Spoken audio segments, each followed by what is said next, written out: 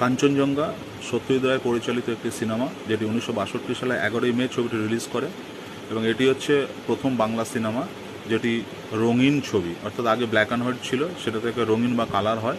সেটা হচ্ছে প্রথম বাংলা সিনেমা কাঞ্চনজঙ্ঘা। 1962 সালে 11ই মে ছবিটি রিলিজ করে, পরিচালক ছিলেন সত্যজিৎ রায়।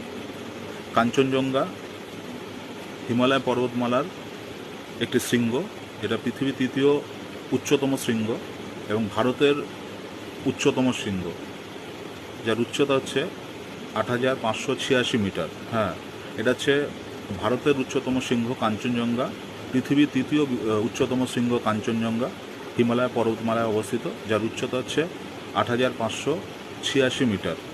এবং এই কাঞ্চনজঙ্ঘা শৃঙ্গ যেটা রয়েছে সেটা হচ্ছে আমাদের ভারতের সিকিম রাজ্য এবং নেপাল যেটা রয়েছে আমাদের পার্শ্ববর্তী দেশ বা প্রতিবেশী দেশ নেপাল পর্যন্ত এটা বিস্তৃত আর কি।